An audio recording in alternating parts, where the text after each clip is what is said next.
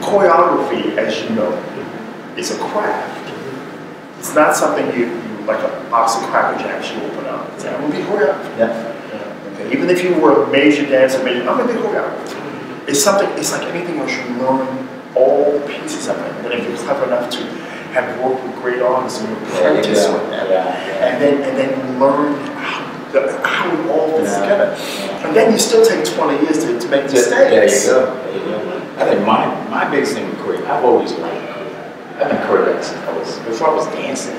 Since I was a little boy, I was that kid that went around the neighborhood and got all the kids together. You do 4 around the corner, and then we do the chip, and then we do, you know, and then I would invite my mom or whoever else to just watch. But I swear, once I decided that I was going to get serious about it, I just started watching. And just watching how they make dances and watching how they spoke to their dances and how they got their craft out, how they developed a language with their own sort of small idiosyncrasies. That's the thing that fascinated me. That's the thing that I learned from people like Iega, Donald. And we all learn from each other. Yeah. If you're a choreographer, you're gifted, and you do the work, you're learning. You're absolutely. Looking at other people, and you're trying to, at least trying to define your voice inside of the interview. When you first start out, you're influenced by other people, which is great. And then that influence has to transition into something that's personal. You know, that's your expression. So that's been the learning, you know, has been the exciting part for me. And I'm still in that journey. You always are. My greatest example of artist apprentice to me is there was an artist and he was painting a picture and he had this apprentice working with him. He said, now, okay, I want you to paint the angel in the corner. Just paint that angel there. So it was Correggio, and the student was Leonardo da Vinci. There you go. But you know, and you can see the genius in the angel in the corner. But still, you know, that's the process. It is. And I think that we don't have that anymore. I think people all of a sudden say, I'm choreographer. And then I think that's a lot of that's happening in you know, with the colleges and just education and the codification of it all. And everybody has to choreograph, everybody has to do these things. I think that's good to a degree, but I think it's only most beneficial if it helps you identify who you authentically are. Because you get a degree in choreography, and someone says that you have to choreograph, doesn't mean that you have to become a choreographer. And I think a lot of the kids that I teach in universities, when I go in, they kind of believe that they get the degree and they become these things because they have a degree. You know, and they don't have that process where they are being an apprentice to someone to learn the craft. They're getting a degree by going through a program, but they're not really working in real time in real life with real emotions and real self-introspection. It takes time. Like you just alluded to, it really takes time to hone the skill. You have to be in it. With Martha Gramsci, you know, it takes 10 years to go to dancing. But then when I worked with Charlie elaborated, he said, well, it takes really 20 years to make a choreography. And he said, you know, when you sit down, by the time he said, but now don't worry, by the time you get there, 20 years, everything you learn, you're going to throw out. And he was literally, when the clock went 20, everything I learned didn't apply anymore. You know, it was like, okay, well, those are all the rules, but it's like when you teach someone technique, especially ballet, you know, when you teach some old shapes. I end up having to tell them, those aren't the places to get caught in. Those are just the reference places to pass. Absolutely. Yeah, totally good. Totally good. Make sure that you know where you're going. Exactly. And it's the same way with movement, you know. I get that. That's really good. I think part of that, also, I think we talked about that, is how there's a whole generation of people who were wiped out by the entire AIDS epidemic. There's a lot of teachers in that. Enormous amount of brain trust that just devastated all of this stuff. I was lucky to learn from people who would read that. And even still, some of them got taken out of it. But I think there was a whole level of tradition and artistry and ritual that was just that was broken. It was broken. Well, when, you know, I even think about the artists who, God rest their souls, people like Ulysses Down, by the time they were just becoming that thing, and the influence they had on so many artists I see, even now, you know, there's so many artists I can still say, well, they came, well, that's post-Ulysses Down. And even Michael Peters, you see, you know, how he, on the commercial side, was able to take... Lester Wilson. Yes. Yeah. That's the deal with him. There's a whole continuum, because you have the LA continuum, of which I am certainly a part of as a student, as a person who's been inspired by Abbott. Dove is a part of that continuum. I'm sure there were continuums prior to him knowing the LA that he's even a part of that I may not know about.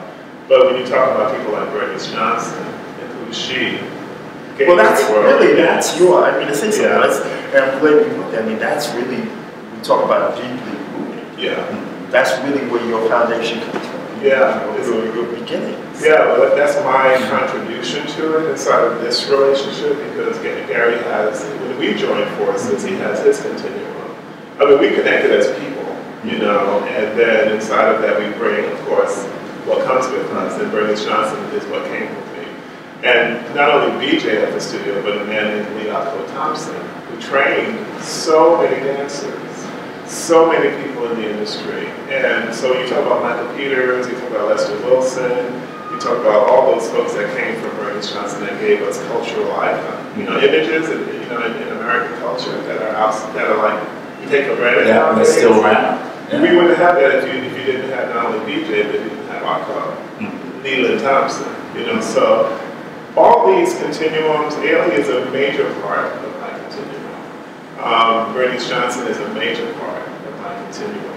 Of course, you know, and these things, they collide beautifully together to make us all who we are. So there's no one force out there. You know, I think that the thing I loved about Alvin, when I had conversations with him, he was very clear that he was part of a community. And he had the gift and the good fortune to be one that was raised to a higher visibility than others perhaps inside of the community. But they were equitable talents, you know, and I think it's important for us to honor that, because Alvin knew the importance of that, of honoring that. And when we get into this whole this thing where we get defined by, you know, these standards of stardom. Instant legend. Yeah. It diminishes the work of so many people. But you know, when you say that, when you think of, we live in this society, everything is instant gratification. You put it out there, and in 10 minutes you become an internet success. You do a porn video with the rapper, and all of a sudden you have a big stuff. You can run the world. Here, and I know we were talking a little bit off camera about Joe Mines Brown, because I love the interview that you did with Joe. And I just have to tell you that that interview moved me so much simply because Joan has done such tremendous work in Philadelphia. One of the dancers that has become such a force in terms of my creativity went through Joan's company, Elena D. Anderson. Dr. Elena D. Anderson. So she's one of my muse, if you will. And I hope I'm hers as well, you know, but we've done a lot of work together. So that's a part of it, again, the continuums colliding, you know, but going back to Joan, what I want to say is I honor her not only for her excellence, but also for her fight for equity, you know, and justice in her own way. She brings a voice to that, a courageous voice that sometimes people will be afraid to address those issues, and I really appreciate that. Well, you know, she's been my Aunt Joan for since I was about 17, and the thing that I have to say that she is consistent. Yeah. That is the same person I met when I was 17 years old. I mean, now she's mellowed a little only because I don't think she has to be as forceful. When you're a true force like that now, this, you don't have to do this all the time. You can do this and it has the same power. Right. But she is that same, she has been so consistent. Yeah. And we talk all the time, and to have someone who, when I do, she reads what I write, and so I'm so honored.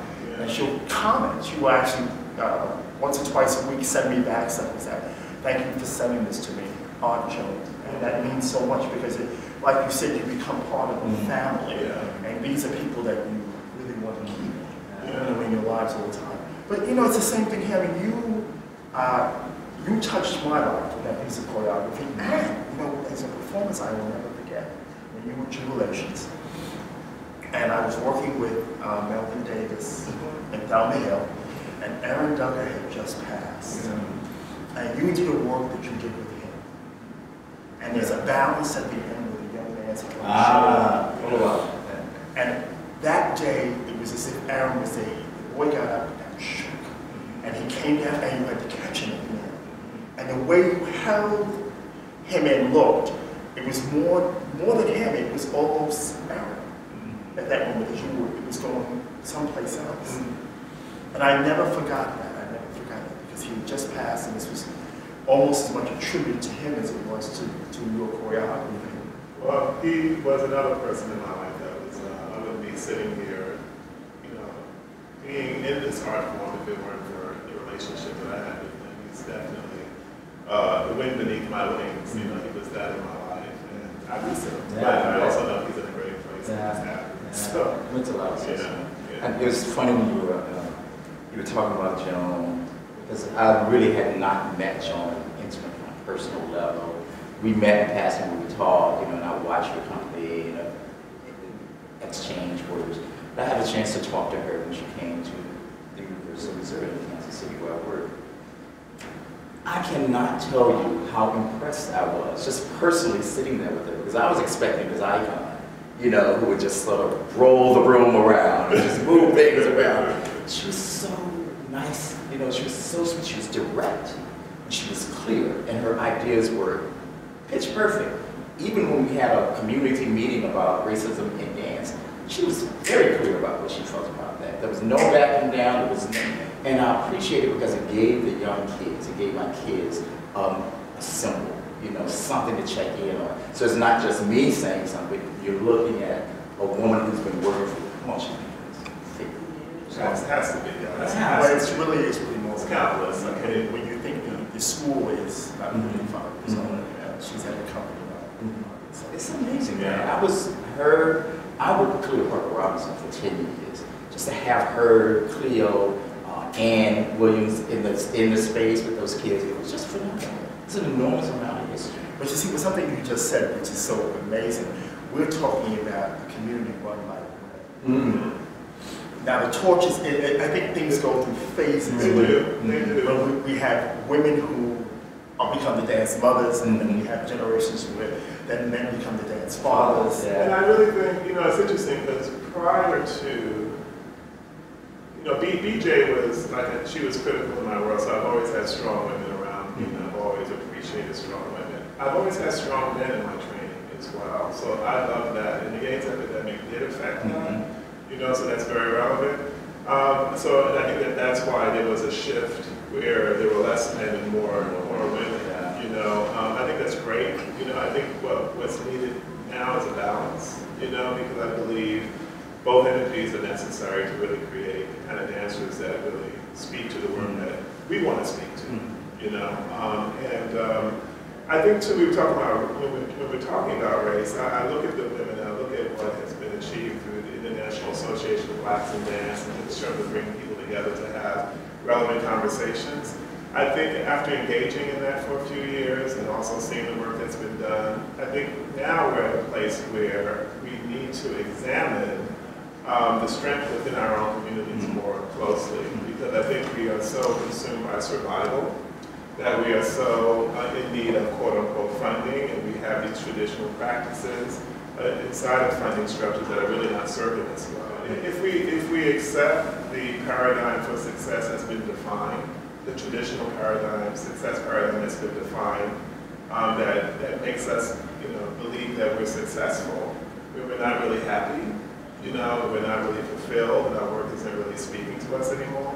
We have a choice, and I think that it's what I've had to do inside of our relationship is just to humble myself to the fact that I need to feel good about what I'm doing, and I need to be honest and authentic about that, really, and what I thought was success, it really isn't that. You know, the success for me is inside of the process that we share, inside of the relationships that we build, inside of the funding. I can have a relationship with the funder if we can speak authentically. You know, if I have to be covert about who I am or suffocate my authentic voice and message, I'm not going to do that anymore. You know, and that may mean I'm not going to be on the main stage somewhere. That may not get the tour or whatever those things might be, but I'm okay with that. You know, because there's a process that's in the ritual that's really life fulfilling, and I have a great career, and I'm really happy about it. But it just looks a little different than I thought it might.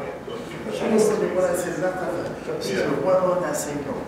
You took a dance company that had a name in New York, and then you really went at frontier. You went someplace where there wasn't a you. Right.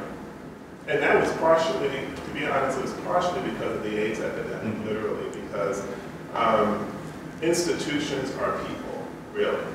When Aaron Duggar passed away, he was my artistic partner. When John Keel passed away, he was a man born to be a booking agent. This man was born to do what he was doing. He's a white guy who we connected with. We had authentic conversations. He knew what I felt, what I believed that was important, what I believed was important about African American voices in dance, and what I also thought was contemporary and universal about those voices. We lost our boy Cher during that same period. This is a Latino brother who was just another wind beneath my wings. And so these three deaths, within 3 years of each other, really had me re-examine where we were with Jubilation. And then I got an offer to go to Chicago and to direct Joseph on Chicago Dance Theater. So I took it.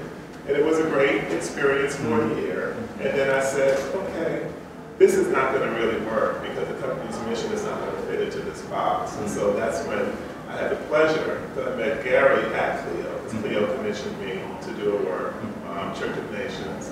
I met Gary there, fell in love with him, you know, in every kind of way, because he's an incredible friend and a lovely person and a great talent, you know. And so we you know, I asked him if he would come to Chicago and said his work Desire, and that was the beginning of our collaboration. Yeah. I think what is most important to me about our process and what it is that we do is that what I've learned is to not only have art, but have humanity, and use the art and humanity to continue to lift people up, as well as myself, but to lift people up and to disseminate information to all of the dancers that we have in our process, and to whoever may see us, disseminate the information that we have, because it's important information, it's vital to our community.